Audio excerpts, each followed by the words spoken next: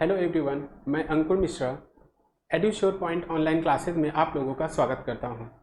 Last video में हम लोगों ने इंटेलिजेंस की 4 थ्योरीज को डिस्कस किया था। वो 4 थ्योरीज कौन कौन सी थी? पहला था एक कारक सिद्धांत यानी कि यूनिफैक्टर थ्योरी, दूसरा था द्विकारक सिद्धांत टू फैक्टर थ्योरी, और थर्ड था बहुकारक सिद्धांत यानी मल्टी फैक्टर थ्योरी, और लास्ट था समूह कारक यानी ग्रुप फैक्टर थ्योरी। आज हम उसके आगे बढ़ेंगे और जो रिमेनिंग थियरीज हैं आज उसको हम लोग कंप्लीट करेंगे। ठीक है, चलिए आइए देखते हैं।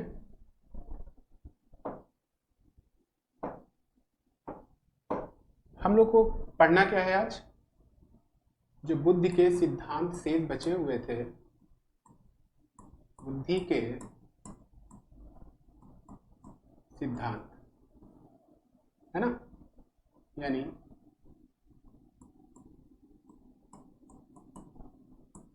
Theories of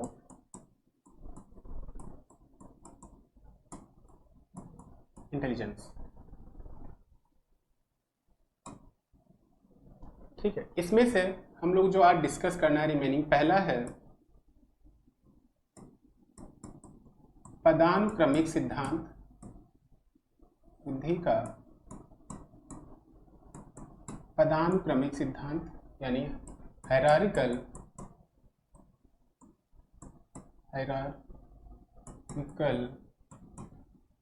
theory. किसने दिया था? फिलिप वर्नन ने दिया था।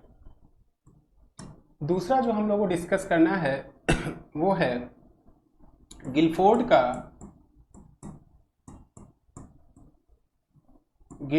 का बुद्धि संरचना सिद्धांत।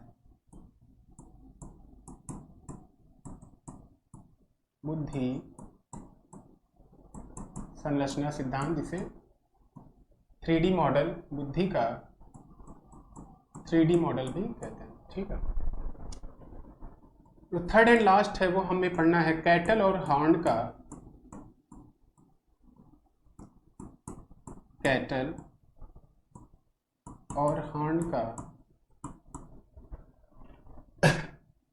बुद्धि का सिद्धांत, जिन्होंने फ्लूइड और क्रिस्टलाइज इंटेलिजेंस के बारे में बताया है। ठीक, एक चीज़ आप लोग ध्यान समझिएगा, तीनों जो थियरीज है बहुत इंपॉर्टेंट हैं। इनमें से कहीं से भी ऑब्जेक्ट, ये जो 3 थियरीज हैं और जो हम लोगों ने पहले 4 पढ़ी थी उसमें से समूह कारक को छोड़ के, समूह कारक और ये, इनमें से क्या है, ऑब्जेक्टिव्स बनने के चांसेस बहुत ज़्यादा रहते हैं और बहुत ज़्यादा ऑब्जेक्टिव्स क्रिएट किए जा सकते हैं। इसलिए इनको ध्यान से पढ़िएगा, समझने की कोशिश करिएगा। ठीक है, तो हम लोग क्या क्या डिस्कस करना है? पहला है पदानुक्रमिक सिद्धांत यानी हायरार्किकल थियरी ऑफ इंटेलिजेंस। दूसरा पढ़ना है हम लोग को गिलफोर्ड का बुद्धि संरचना सिद्धांत, जिसे बुद्धि का 3D मॉडल भी कहते हैं। और तीसरा पढ़ना है कैटल और हॉर्न का बुद्धि का सिद्धांत। ठीक है, तो आज हम चलिए पहला देखते हैं। पहला क्या है? पदानुक्रमिक सिद्धांत यानी कि हायरार्किकल थियरी ऑफ इंटेलिजेंस। ठीक है, ओके।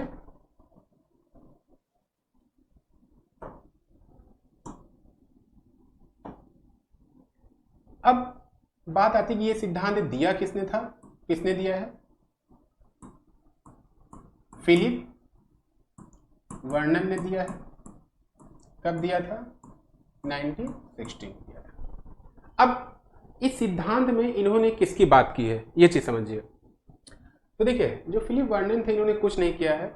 जो स्पेयरमैन का सिद्धांत था द्विकारक, जिसमें जनरल और स्पेसिफिक फैक्टर की बात की गई थी, और समूह कारक ग्रुप फैक्टर जो कि थर्स्टन ने दिया था, और बहुकारक जो कि थॉर्नडाइक ने दिया था ना, तीनों जो सिद्धांत है उनको आपस में कंपाइल कर लिया। उसके बाद एक नया सिद्धांत आया पदानुक्रमिक। ठीक है, तो किसको किसको मिला के सिद्धांत बना है? पहला तो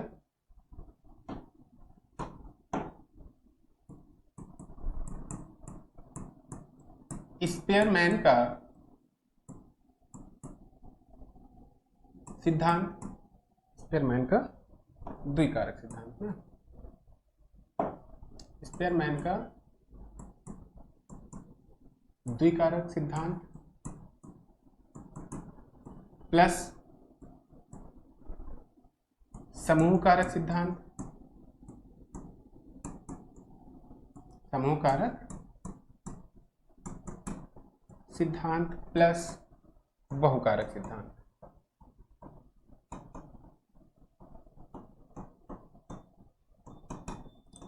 इन तीनों को मिला के जो फिलिप वर्नन ने सिद्धांत दिया उसको कहा गया पदानुक्रमिक सिद्धांत या हायरार्किकल थियरी ऑफ इंटेलिजेंस। ठीक है, अब इसके आगे बढ़ते हैं।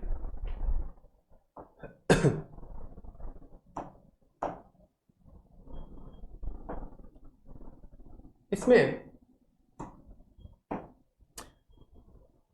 किन किन चीजों की बात की गई है? तो इसमें जो वर्णन सर थे उन्होंने क्या बताया, उन्होंने ये बताया कि जो भी मेंटल एबिलिटीज हैं, जो मानसिक योग्यताएं हैं, उनको उन्होंने उनके फैक्टर्स को 3 हायरार्किकल में डिवाइड कर दिया। कौन कौन से? मतलब जो भी उनका कहना यह था जो भी मेंटल एबिलिटीज होती हैं, मानसिक योग्यताएं होती हैं, उनका एक क्रम होता है और क्रम में भी सीक्वेंस वाइज वो फैक्टर होते हैं। ठीक है, तो पहला जो उन्होंने बताया कौन कौन से 3 फैक्टर होते हैं, पहले स्थान पे क्या रखा उन्होंने? स्पेयरमैन के जी फैक्टर को रखा। ठीक है, यानी सामान्य कारक।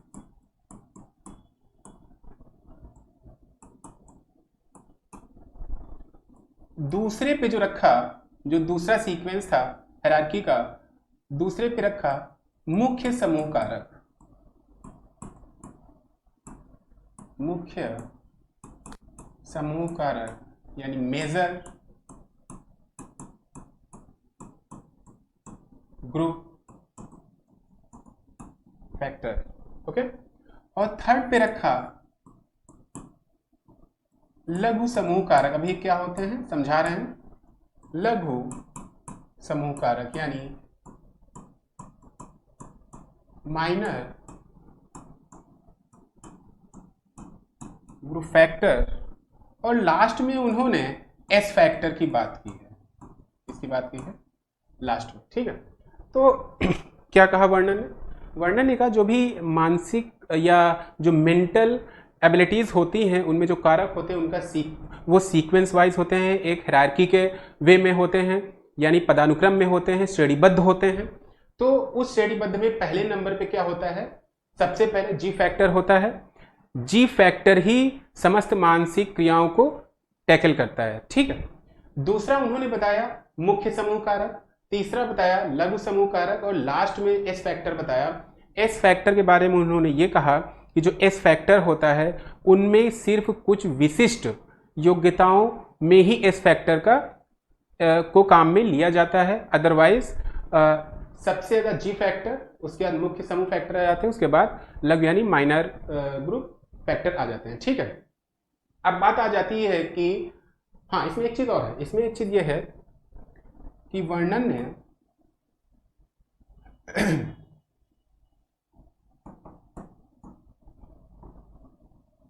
बुद्धि को पिरामिड की तरह बताया है। इसके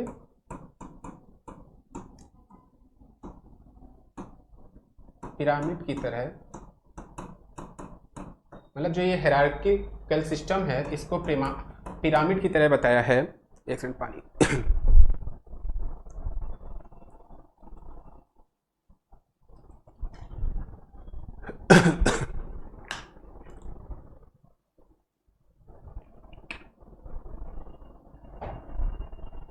पिरामिड आप लोगों ने देखा जैसे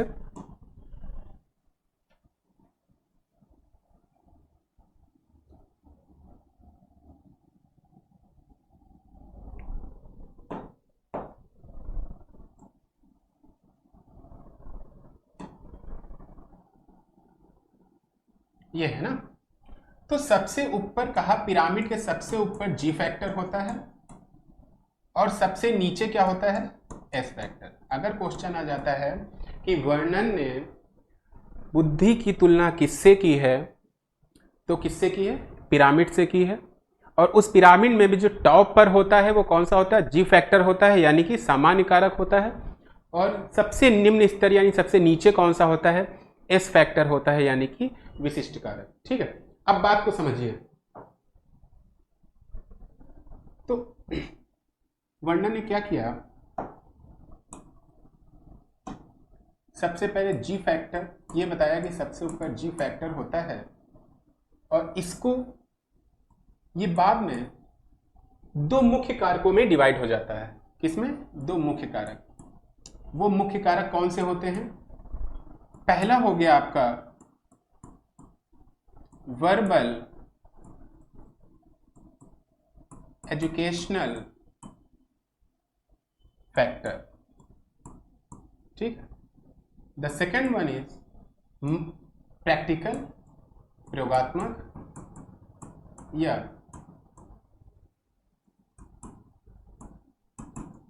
मैकेनिकल फैक्टर। ठीक है, अब ये क्या है, ये क्या है, ये है मुख्य समूह कारक यानी मेजर ग्रुप फैक्टर। ठीक है, फिर से रिपीट करें, समझिए।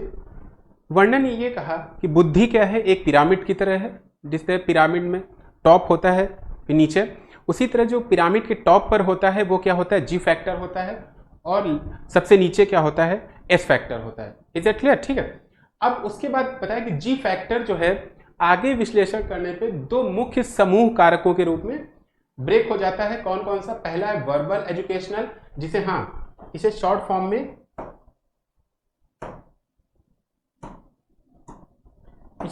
फॉर्म में वीईडी कहते हैं। क्या कहते हैं, वीईडी में, और इसे शॉर्ट फॉर्म में केएम।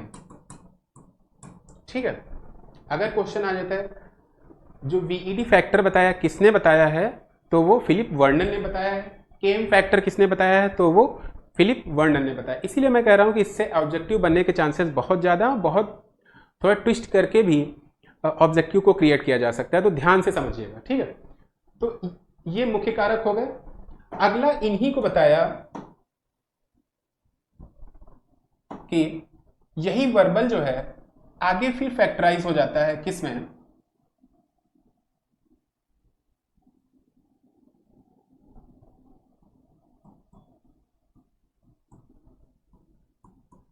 ये आगे और छोटे छोटे फैक्टरों में टूट जाते हैं, जिन्हें ये वर्बल में टूटता है, नंबर में टूटता है, यानी और आगे एक्स वाई जेड जितने भी मानसिक क्रियाएं अलग अलग तरीके की होती उनमें ब्रेक होता चला जाता है।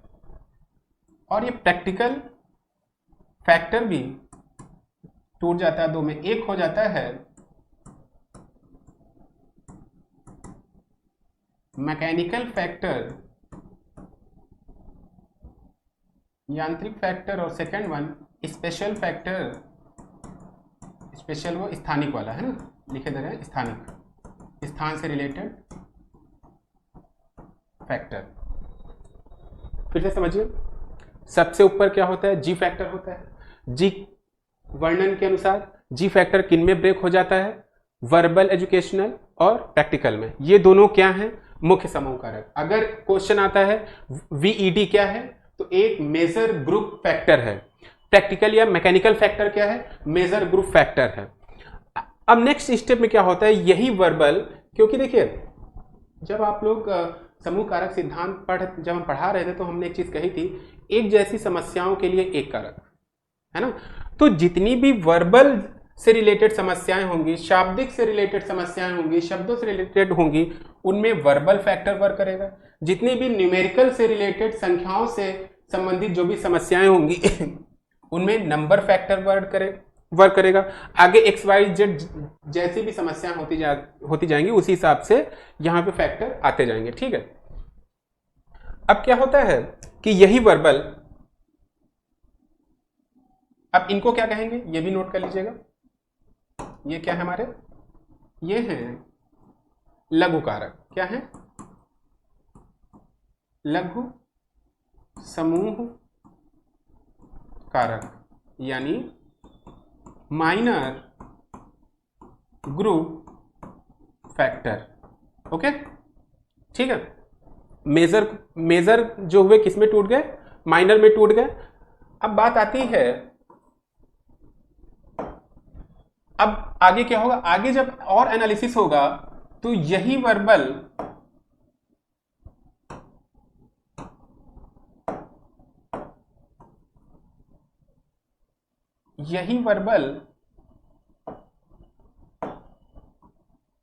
फिर 2 में टूट जाएगा,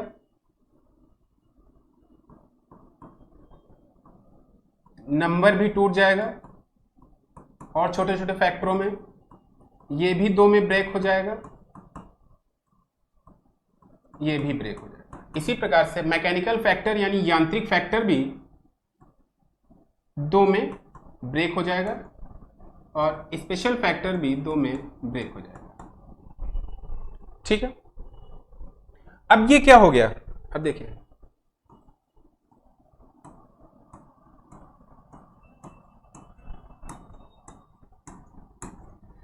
अब देखिए कैसे यहां पे स्पीयरमैन का, कैसे यहां पे थॉर्नडाइक का, कैसे यहां पे थर्स्टन का जो कारक है कैसे मिक्सअप हो रहा है। जी फैक्टर किसने दिया था, सबसे पहले आप लोगों को पता है स्पीयरमैन ने दिया था, तो यहाँ पे स्पीयरमैन की थ्योरी आ गई। उसके बाद जी फैक्टर 2 में ब्रेक हो रहा है वर्बल एजुकेशनल यानी शाब्दिक फैक्टर में और प्रैक्टिकल यानी प्रयोगात्मक फैक्टर में। अब वर्बल फैक्टर को शॉर्ट फॉर्म में वेड कहते हैं, उसको केएम कहते हैं। अब वर्बल फैक्टर 4 फैक्टरों में ब्रेक हो रहा है। जैसी जैसी समस्याएं आएंगी, अगर शब्द से रिलेटेड समस्या होगी तो उसमें वर्बल फैक्टर वर्क करेगा, अंकों से संबंधित समस्याएं होंगी, क्वेश्चंस होंगे, न्यूमेरिकल होंगे, उनमें नंबर फैक्टर वर्क करेगा एंड सो ऑन। इसी प्रकार से मैकेनिकल फैक्टर, जो प्रैक्टिकल और मैकेनिकल फैक्टर 2 में ब्रेक हो जाता है, मैकेनिकल फैक्टर में और स्पेशल फैक्टर में, यानी जो मैकेनिक्स से रिलेटेड प्रॉब्लम्स होंगी उनमें मैकेनिकल फैक्टर वर्क करेगा और जो स्थान से संबंधित जो भी गणनाएं होंगी, समस्याएं होंगी, उसमें स्पेशल फैक्टर वर्क करेगा। ठीक, अब देखिए, अब यहां पे क्या समूह कारक जो कि थर्स्टन ने दिया था वो यहां पे कहां छिपा हुआ है। देखिए थर्स्टन ने क्या कहा था, एक जैसी समस्याओं के समूह में जो फैक्टर कॉमन होता है उसे क्या कहते हैं, समूह कारक कहते हैं। तो जैसे वर्बल क्या हुआ, एक जैसी समस्या है ना, अगर एक जैसी समस्याओं के लिए कौन सा फैक्टर वर्क करेगा, वर्बल। एक जैसी नंबर वाली समस्याओं के लिए कौन सा फैक्टर वर्क करेगा, नंबर फैक्टर। इसी प्रकार से एक जैसी, सपोज दैट इस तरह हमने समझाया था, एक ये है, एक ये है, एक ये है, ये सारी कैसी समस्याएं हैं, वर्बल से रिलेटेड है यानी शाब्दिक। तो इनमें जो फैक्टर आया ये क्या है, वर्बल फैक्टर। क्या है, यही वर्बल फैक्टर है। ठीक है, ये सारी समस्याएं वर्बल से रिलेटेड है। तो एक जैसी समस्याएं हैं, उनमें से एक फैक्टर कौन सा आ गया, वर्बल।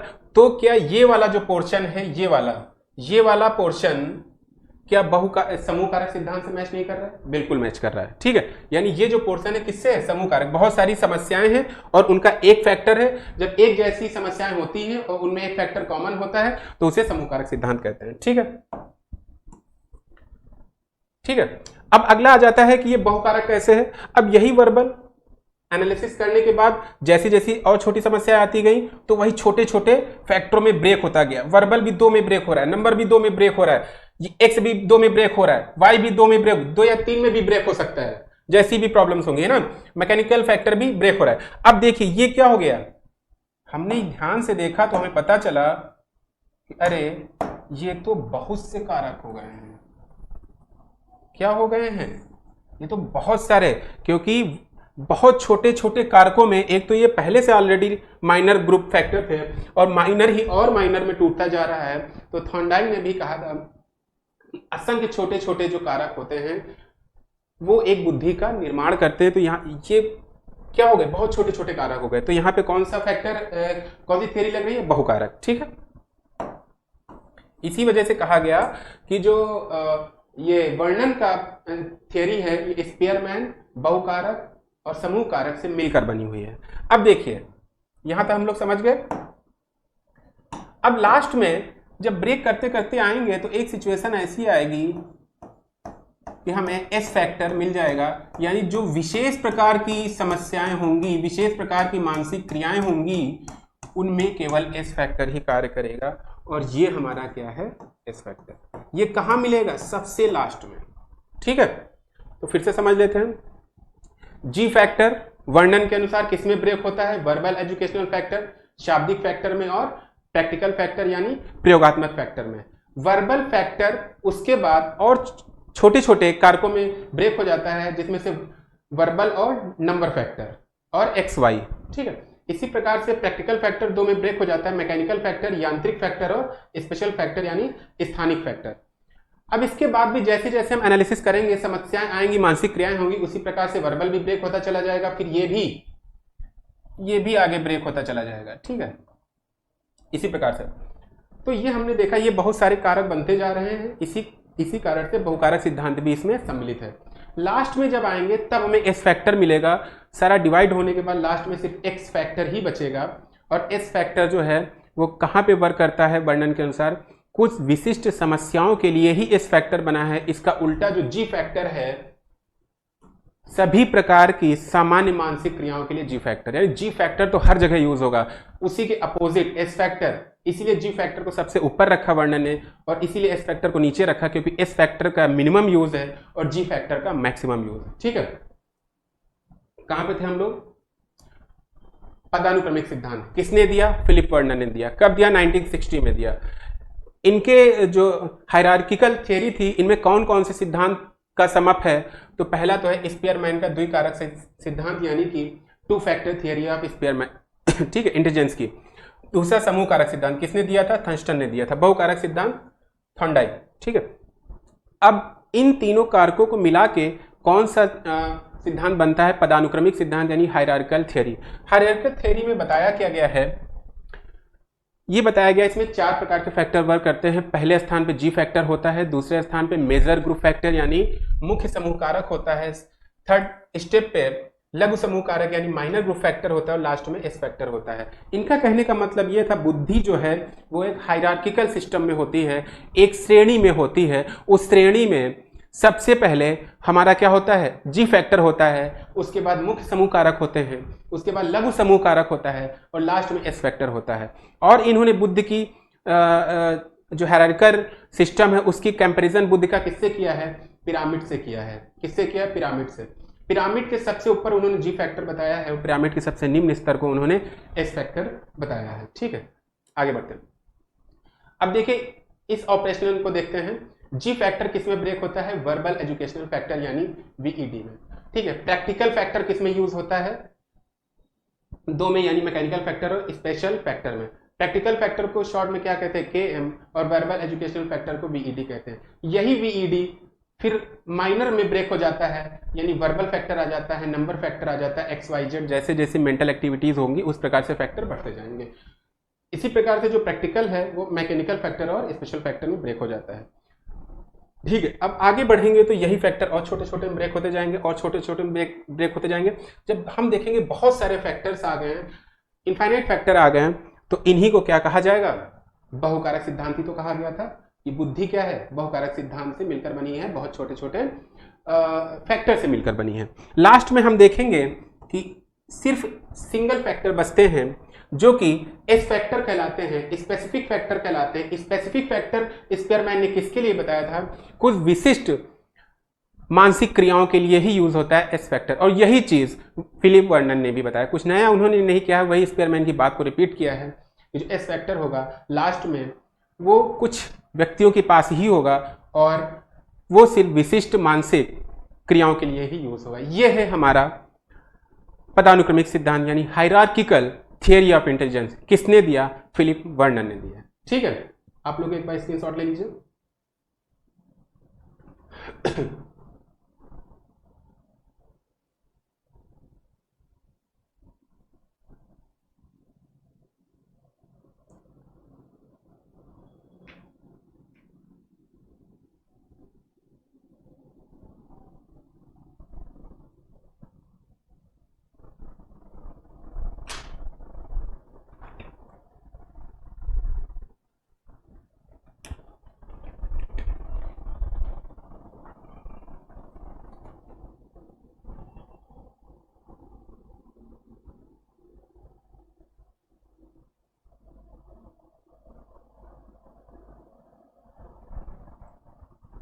ठीक है।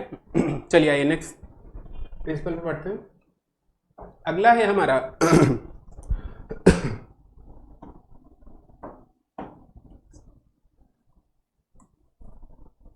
गिलफोर्ड का पूरा नाम जेपी गिलफोर्ड है। गिलफोर्ड का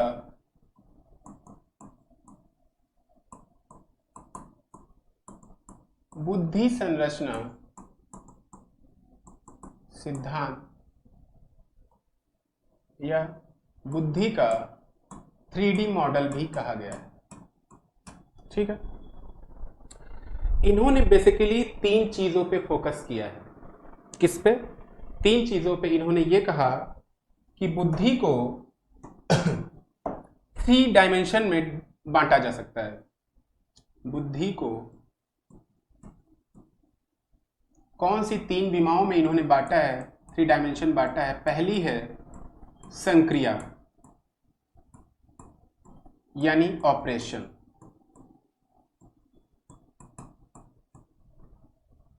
दूसरा है विषय वस्तु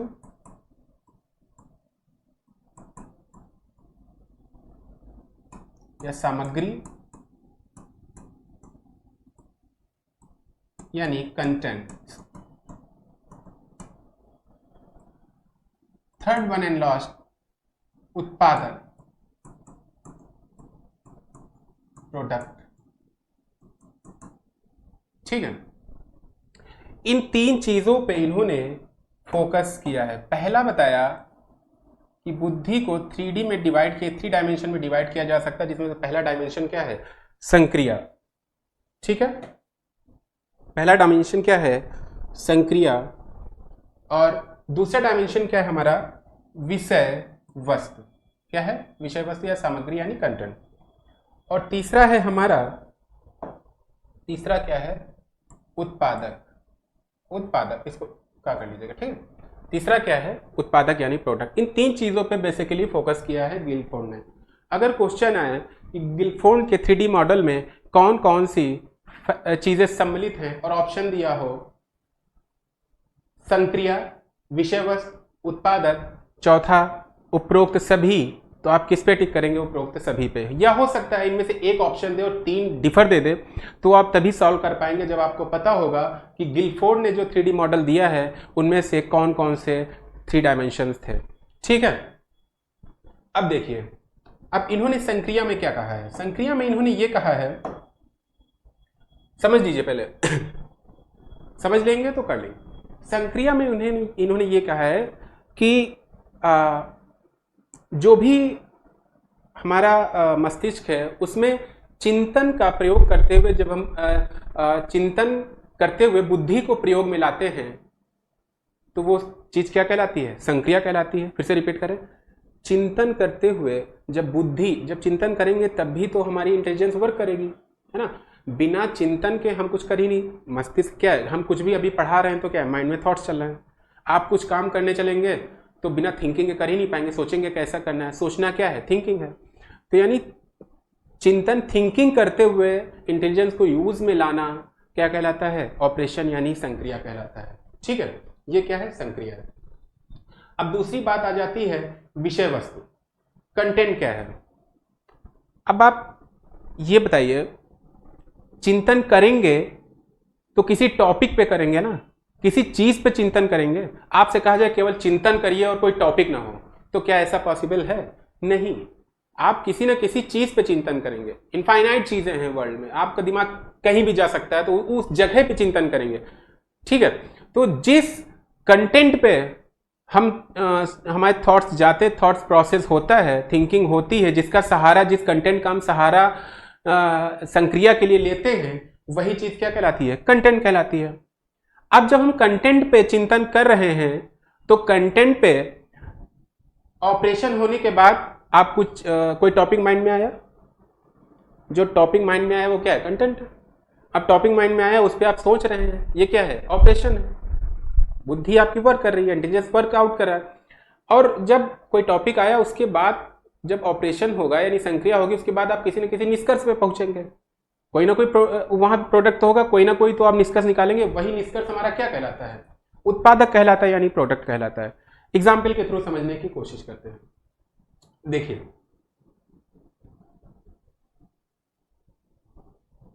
ये एग्जाम्पल लेते हैं, ठीक है। देखिए, जैसे कोई बच्चा है, हमने उससे ये पूछा, बताइए 5+4 क्या होता है?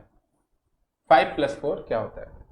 तो जैसे ही इस बच्चे ने ये क्वेश्चन देखा, वैसे ही इसके दिमाग में जो मेंटल एक्टिविटी है वो होना शुरू हो गई। तो ये बताइए, यहां पे टॉपिक क्या है? टॉपिक हमारा क्या है? विषय वस्तु, यानी कंटेंट क्या है? 5+4 जो जोड़ना है, यही तो हमारा कंटेंट है, यही तो हमारी सामग्री है। इसी पे ये क्या कर रहा है? मेंटल एक्टिविटी कर रहा है। और यही मेंटल एक्टिविटी क्या कहलाती है? संक्रिया कहलाती है। जब इसने 5+4 माइंड में सोचा, फिर सोचा है 1 2 3 4 5 7 8 9, ये जो भी बताया, सपोज इसने 9 बताया या गलत 7 बता दिया, गलत बता दिया, 8 बता दिया, ये मैटर नहीं करता है कि प्रोडक्ट जो आएगा वो सही ही आएगा, ये जरूरी नहीं है। वो प्रोडक्ट कैसा भी, गलत भी हो सकता है, सही भी हो सकता है। तो अगर इसने 9 बताया तो हमारा प्रोडक्ट क्या हो गया? देखिए, कंटेंट ये हो गया, ऑपरेशन ये हो गया, जो इसके माइंड में जो प्रोसेस हुई, जिसके थ्रू इंटेलिजेंस का यूज हुआ, और उसके बाद जो हमारा आंसर आया, यानी सोचने के बाद हम किसी निष्कर्ष पे ये बच्चा पहुंचा, तो वही क्या हो गया? हमारा प्रोडक्ट हो गया, यानी उत्पादक हो गया। बात समझ में आ गई? तो ये चीज है। आई थिंक आप लोगों ने, आई होप आप लोगों ने समझ लिया होगा कि कंटेंट क्या होता है, ऑपरेशन क्या होता है, और उत्पादक क्या होता है। यही चीज किसने बताई? यही चीज आपके गिलफोर्ड ने बताई, जेपी गिलफोर्ड ने बताई, बहुत आराम से, है ना, समझ सकते हैं। अब गिलफोर्ड ने इनके भी कई पार्ट बताए हैं, छोटे छोटे, उनको बहुत ज्यादा रटने की जरूरत नहीं, एक बार फिगर आउट कर लीजिए, क्योंकि सपोज एग्जाम में कोई क्वेश्चन आता है तो आप लोग कर लीजिए, है ना। जैसे इन्होंने जो फिगर दिया, ये देखिए, जो गिलफोर्ड का 3D मॉडल था, अभी हम लोगों ने बताया कंटेंट क्या होता है, उत्पादक क्या होता है ना, और संक्रिया क्या होती है, ठीक है।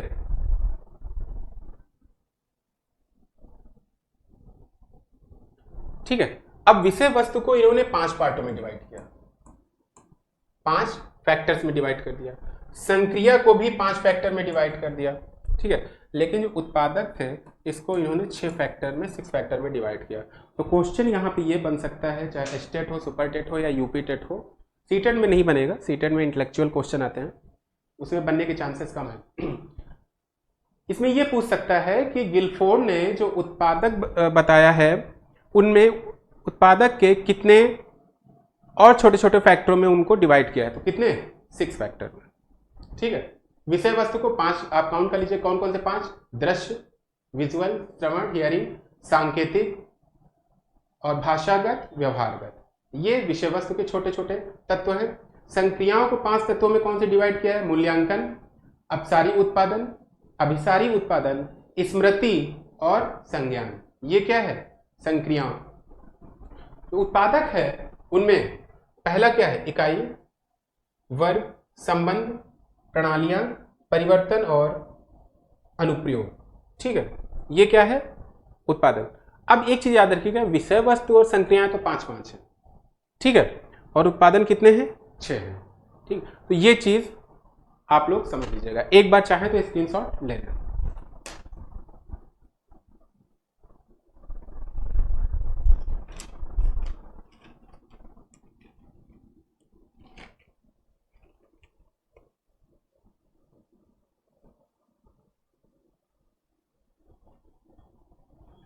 ठीक है। अब इसमें एक चीज और देख लीजिएगा, इसमें से ये देखना है कि विषय वस्तु के 5 फैक्टर थे, तो इन तीनों की जब आपस में अंतःक्रिया होती है, तो अंतःक्रिया में गिलफोर्ड ने ये बताया कि अंतःक्रिया होने पर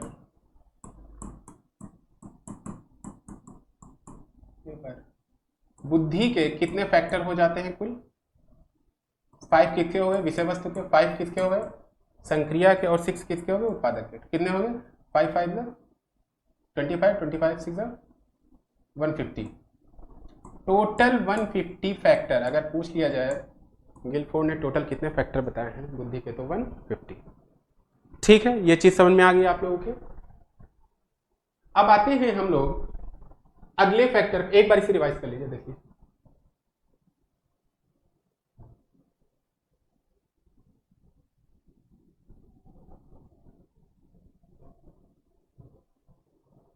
ठीक है, गिलफोर्ड का बुद्धि संरचना सिद्धांत, जिसे 3D मॉडल ऑफ इंटेलिजेंस भी कहते हैं।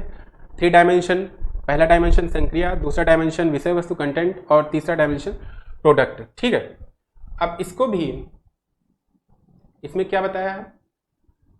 विषय वस्तु क्या होती है? जिस टॉपिक पे हम चिंतन करते हैं और उसके बाद हमारे माइंड में जो एक्टिविटी होती है, प्रोसेस होता है, उसे हम ऑपरेशन कहते हैं। और जो टॉपिक, जो सामग्री होती है जिस पे हम सोच रहे होते हैं, वो हमारा विषय वस्तु होता है। उसके बाद प्रोसेस के बाद एक रिजल्ट आता है, एक उत्पादन होता है, इसी को हम प्रोडक्ट कहते हैं। वो उत्पादन सही भी हो सकता है, गलत भी हो सकता है। ठीक है, उसके बाद क्या बताया? उसके बाद जो 3D मॉडल इन्होंने दिया था उसकी बात की इन्होंने कि विषय वस्तु को 5 तत्वों में, एलिमेंट्स में, संक्रिया को 5 एलिमेंट्स में और उत्पादन को 6 एलिमेंट में डिवाइड किया। जब तीनों का आपस में कोरिलेशन होता है, अंतःक्रिया होती है, तो उसके बाद 150 टोटल फैक्टर आते हैं। तीनों को हम मल्टीप्लाई करके बुद्धि का 150 फैक्टर आ जाते हैं। ठीक है, अब आते हैं अगले सिद्धांत पे, जिसका नाम है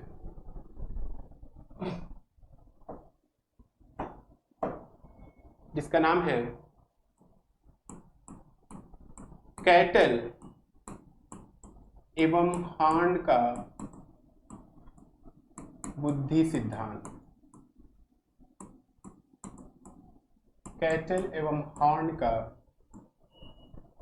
इसमें इस सिद्धांत में क्या बताया गया है? कैटल तथा हॉर्न ने क्या बताया है कि स्पेयरमैन का जो जी फैक्टर है, ठीक है, उसको इन्होंने 2 सब टाइप्स में डिवाइड कर दिया है। ध्यान से समझिएगा।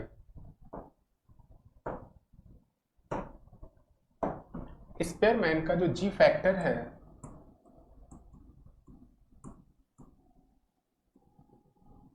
इसको कैटल तथा हॉर्न ने 2 सब टाइप्स में डिवाइड किया है। वो सब टाइप्स क्या हैं? पहला है फ्लूइड इंटेलिजेंस, यानी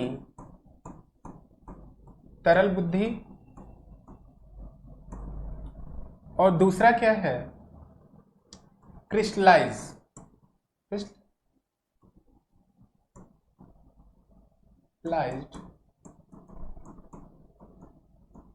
इंटेलिजेंस, यानी ठोस बुद्धि। ठीक है, क्या किया इन्होंने? जी फैक्टर को 2 सब टाइप्स में डिवाइड कर दिया।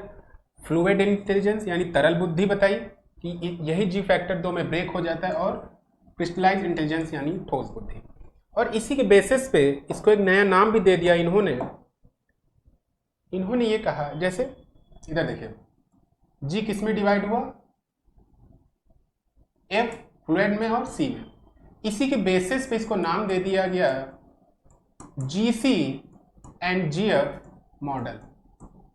ठीक है, GC general crystallised, GF general fluid. ठीक है, तो अगर ये पूछा जाए जीसी और जीएफ मॉडल, हो सकता है आपसे ये सीधे ना पूछे फ्लूइड और क्रिस्टलाइज्ड, इस नाम से पूछ ले कि जीसी और जीएफ मॉडल किसने दिया, तो आप क्या बताएंगे? कैटल या हॉर्न ने दिया। दोनों में से एक ही ऑप्शन में रहेगा, ये ध्यान रखिएगा, दोनों नहीं रहेंगे। अगर दोनों रहेंगे तो साथ में ही रहेंगे, अदरवाइज मोस्टली क्या होता है, कैटल का नाम ज्यादा प्रभावशाली है इस सिद्धांत के लिए, तो कैटल ज्यादा यूज होता है। ठीक है, तो उसके लिए कंफ्यूज मत होइएगा, हॉर्न का नाम बहुत कम रहता है, अगर रहेगा भी तो कैटल के साथ में ही रहेगा, तो उसमें ऑप्शन चूज करने में ज्यादा दिक्कत नहीं होगी। ठीक है, तो क्या बताया इन्होंने? ये कहा स्पेयरमैन का जो जी फैक्टर है, इसको 2 सब टाइप्स में डिवाइड कर दिया, fluid intelligence and crystallise intelligence, तरल बुद्धि और ठोस बुद्धि। इसको जीसी जीएफ मॉडल क्यों कहा जाता है? क्योंकि जी जो है फ्लूइड और क्रिस्टलाइज में ब्रेक हो जाता है, तो इसी को मिला के जीएफ जीसी, इसी को मिला के इसको जीएफ और जीसी मॉडल कह दिया गया। ठीक है, अब आइए आगे बढ़ते हैं। अब बात आती है कि आपका जो तरल बुद्धि है, यानी फ्लूइड इंटेलिजेंस, वो क्या है? इसमें 2-3 पॉइंट समझिए।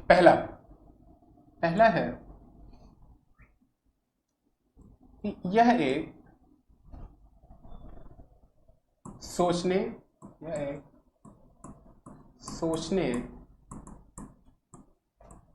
व तर्क करने की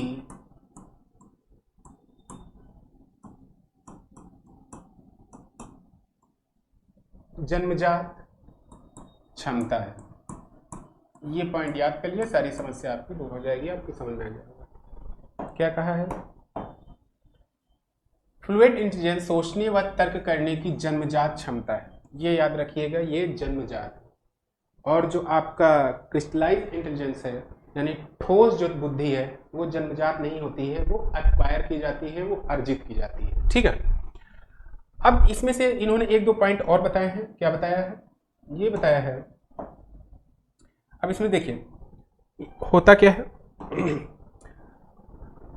फ्लूइड इंटेलिजेंस में जिसके होती है बुद्धि, उसकी लाइफ में नई नई प्रॉब्लम्स आती रहती हैं और उन नई नई प्रॉब्लम्स का वो सोल्यूशन भी निकालता रहता है। बट उस सोल्यूशन निकालने में उसके पास्ट एक्सपीरियंसेस का कोई रोल नहीं होता। यानी कि उसकी लाइफ में समस्या आई और उस समस्या का समाधान वो तुरंत निकालता है, उसमें उसके भूतकाल में या भूत में जो उसने अनुभव प्राप्त किए हैं, है ना, उसका इसमें कोई यूज नहीं होता है। ये कहा है किसने? कैटल ने। ठीक है। दूसरी चीज नोट डाउन कर लेते हैं। नई नई समस्याओं के समाधान में पास्ट एक्सपीरियंसेस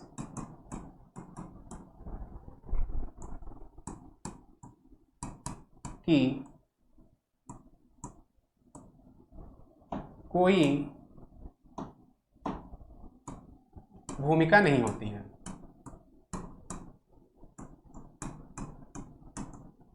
ठीक है। नेक्स्ट पॉइंट क्या है? इस बुद्धि में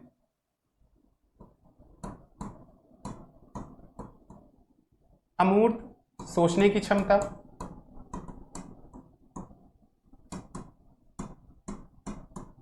और तर्क के माध्यम से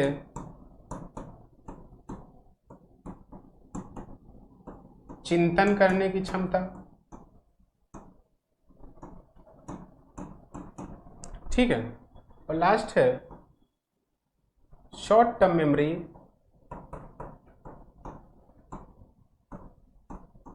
यानी अल्पकालिक बुद्धि। शॉर्ट टर्म मेमोरी जानते होंगे, जब जो चीज हमें कुछ समय के लिए याद में रहती है, जैसे आपने गजनी मूवी देखी होगी ना, उसके बाद हम भूल जाते हैं, उसे क्या कहते हैं? Short term memory.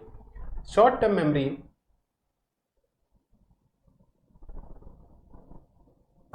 को प्रभावी बनाने की क्षमता। ठीक है। या उसमें मॉडिफिकेशन करने की क्षमता। अब इसका रोल क्या है ये समझिए। शॉर्ट टर्म मेमोरी का मेन रोल इसी का है इसमें। और शॉर्ट टर्म मेमोरी ठोस बुद्धि में नहीं यूज होता है, उसकी शॉर्ट टर्म मेमोरी की भूमिका इसी में है। ठोस बुद्धि में लॉन्ग टर्म मेमोरी की भूमिका है। ठीक है। तो शॉर्ट टर्म मेमोरी की भूमिका क्या है? जैसे बहुत सारे लोग होते हैं जिनके सामने कोई प्रॉब्लम आती है, तुरंत उसका सल्यूशन क्रिएट करते हैं, लेकिन उस क्रिएशन में उनके पास्ट एक्सपीरियंसेस का यूज नहीं होता है। जैसे ही समस्या आई, तुरंत आसपास के इन्वायरमेंट से या अपने मेंटल एबिलिटी के द्वारा उस समस्या का सल्यूशन निकाल लेते हैं। बट जब कभी 2 महीने 4 महीने बाद भी उनके साथ ऐसी समस्या आती है, तो ऐसा नहीं है कि वो पिछली समस्या का सल्यूशन याद करते हैं, क्योंकि वो शॉर्ट टर्म मेमोरी में जैसे समस्या आई, सल्यूशन निकाला, भूल गए। उसी प्रकार से जब 5 महीने बाद सेम वैसी समस्या आएगी, तो हो सकता है वो दूसरे तरीके से उस समस्या का हल निकालें और फिर हो सकता है वो चीज़ उनके माइंड से स्किप हो जाए। ये है शॉर्ट टर्म मेमोरी। ये किस में होती है?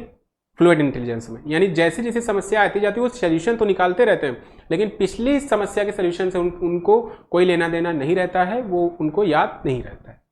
ठीक है। प्रेजेंट टाइम में जो सिचुएशन है उसी के बिहाफ पर उनकी मेंटल एक्टिविटीज होती है। ये किसमें है? फ्लूइड इंटेलिजेंस में। ठीक है, क्या क्या बताया? यह एक सोचने व तर्क करने की जन्मजात क्षमता है, पहली चीज। नई नई समस्याओं का समाधान, नई नई समस्या लाइफ में आती रहती है, उनका सोल्यूशन भी निकालते रहते हैं, उनका पास्ट एक्सपीरियंसेस से कोई लेना देना नहीं होता है। ये अमूर्त सोचने की क्षमता है, तर्क के माध्यम से चिंतन की क्षमता है, और शॉर्ट टर्म मेमोरी में चेंजेस जो होते हैं या उनको प्रभावी करने की क्षमता है। ये किसने है? किसमें है? तरल बुद्धि में, यानी फ्लूइड इंटेलिजेंस में। अब नेक्स्ट देख लेते हैं, ठोस बुद्धि क्या बताया है कैटल और हॉर्न ने? ठोस बुद्धि यानी क्रिस्टलाइज इंटेलिजेंस। ठीक है, इसमें क्या बताया है? यह एक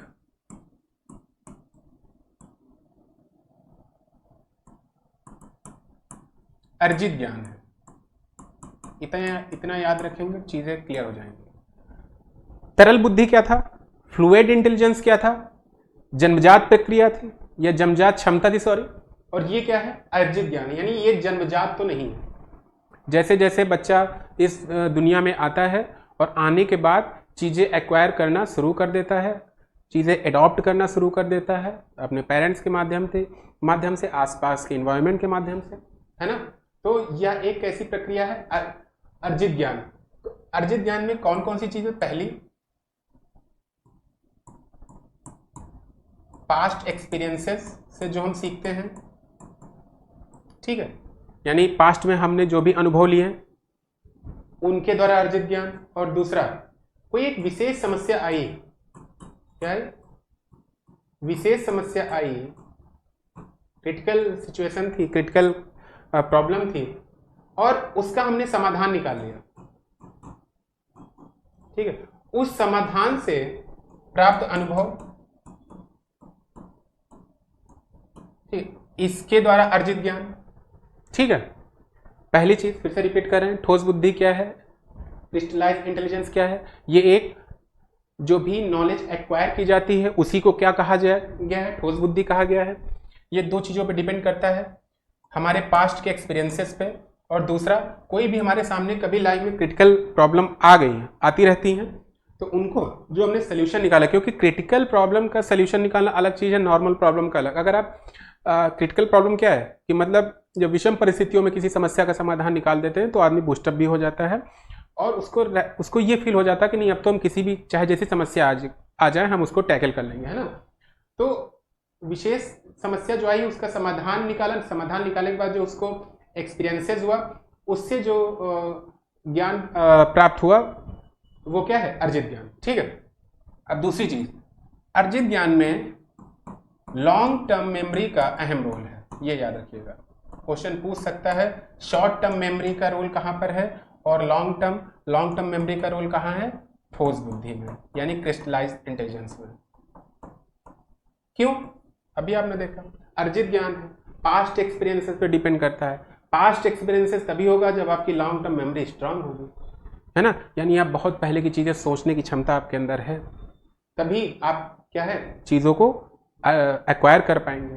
सिंपल सा फंडा है। और जो शॉर्ट टर्म मेमोरी है उसकी भूमिका कहाँ अहम है? फ्लूइड इंटेलिजेंस में, क्योंकि हम त्वरित उसमें इंस्टेंट वर्कआउट करते हैं। जो मेंटल वर्क होता है इंस्टेंट होता है, वह समस्या आई, शॉर्ट आउट किया, पास्ट से कोई लेना देना नहीं है, और जब नेक्स्ट टाइम वैसी भी समस्या आई तो हो सकता है हम दूसरा रास्ता इख्तियार कर ले, हो सकता है उसके माध्यम से, लेकिन हम पास्ट वाली समस्या से उसका लेना देना नहीं होता है। ठीक है, अब इसमें एक चीज और इंपॉर्टेंट है, इंपॉर्टेंट ये है कि जैसे जैसे उम्र बढ़ती है वैसे ही ठोस बुद्धि स्थिर होती जाती है या उसमें बढ़ोतरी होती है। ये इंपॉर्टेंट पॉइंट याद रखिएगा, जो कि उसमें नहीं है। जैसे जैसे उम्र बढ़ती है वैसे वैसे ठोस बुद्धि में, यानी क्रिस्टलाइज्ड इंटेलिजेंस में स्थिरता आती है, यानी या तो एक कांस्टेंट हो जाती है, उसी जगह पे रुक जाती है, कम नहीं होती है, स्थिरता आती है, या बढ़ोतरी होती है। कमी नहीं आएगी इस बुद्धि में, ठोस बुद्धि में। ठीक है, एक बार फिर से रिपीट कर लेते हैं।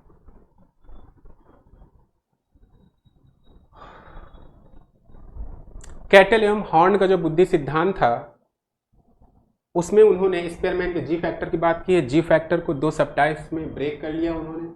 ब्रेक करके दो चीज़ें बताई, एक तो बताया फ्लूइड इंटेलिजेंस यानी तरल बुद्धि, और क्रिस्टलाइज इंटेलिजेंस यानी ठोस बुद्धि। और इसको जीसी जीएफ मॉडल भी कहा जाता है। क्यों कहा गया है? क्योंकि जीसी यानी जनरल क्रिस्टलाइज, जनरल को ब्रेक करके ही, यानी जो सामान्य कारक था स्पेयरमैन का उसको ब्रेक करके ही एफसी बना हुआ है। इसी वजह से इसको जीसी जीएफ मॉडल कहा गया। ठीक है, नेक्स्ट देखते हैं। अब तरल बुद्धि क्या है? ये एक सोचने व तर्क करने की जन्मजात क्षमता है, यानी ये जन्मजात क्षमता है, ये अर्जित नहीं की जा सकती है। दूसरा, जैसे जैसे समस्याएं आती रहती हैं वैसे वैसे समस्या का समाधान होता रहता है। इंस्टेंट वर्क होता है, इंस्टेंट उस पर समस्या का समाधान निकाला जाता है। तुरंत कोई समस्या आई उस पर इंस्टेंटली हम लोगों ने एक्शन लिया और वो समाधान निकल गया। लेकिन उसमें पास्ट एक्सपीरियंसेस की कोई भूमिका नहीं होती है, कोई रोल नहीं होता है पास्ट एक्सपीरियंसेस का, पूर्व अनुभवों का। पूर्व अनुभव, ठीक है। उसके बाद इसमें क्या होता है? अमूर्त सोचने की क्षमता होती है, तर्क के माध्यम चिंतन की क्षमता होती है, और शॉर्ट टर्म मेमोरी का इसमें बहुत बड़ा रोल होता है। अगली आ जाती है ठोस बुद्धि। ठोस बुद्धि क्या है? यह एक अर्जित ज्ञान है, एक्वायर नॉलेज है। जैसे बच्चा आता, हमने बताया इस इन्वायरमेंट में आया तो धीरे धीरे वो चीज़ों को एक्वायर कर लेता है, सीखता रहता है। अब ये दो चीज़ों पर डिपेंड करता है, पूर्व अनुभवों पर यानी पास्ट एक्सपीरियंसेस पे, और दूसरा कोई भी क्रिटिकल सिचुएशन आई है, क्रिटिकल कंडीशन आई है, क्रिटिकल प्रॉब्लम आई है, उसको जब हम शार्ट आउट कर लेते हैं तो बहुत ज़्यादा बूस्टअप हो जाते हैं उसी के माध्यम से। तो अब हमारी लाइफ में कभी क्रिटिकल सिचुएशन आई, और वो क्रिटिकल सिचुएशन क्या बहुत कम आती है ना, कभी कभी, और जो नॉर्मल प्रॉब्लम रहती है वो आती ही रहती है। तो जब क्रिटिकल प्रॉब्लम आती है तो उसको जब शार्ट आउट कर लेते हैं तो हमको ये फील होने लगता है कि नहीं अब तो हम कुछ भी कर लेंगे, है ना। कैसी भी जब ये प्रॉब्लम ने शार्ट आउट कर ली तो कोई भी कर लेंगे, तो इस वजह से वो माइंड में सेटअप हो जाती है, और इसी के माध्यम से हम हमारे माइंड में उस चीज़ को हम एक्वायर कर लेते हैं।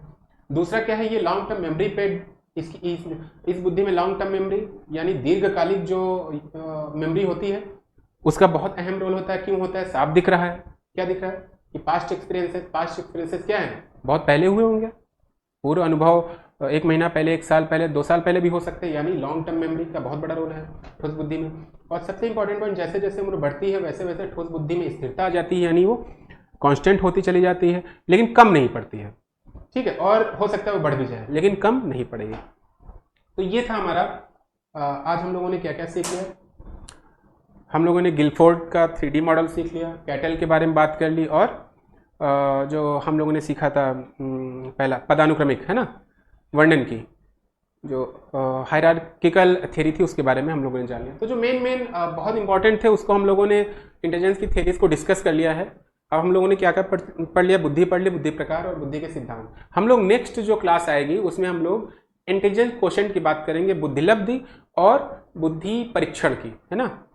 होप कि उसको हम एक ही वीडियो में सारा कुछ आपको बता देंगे, वो कल या परसों वीडियो आ जाएगा, ठीक है।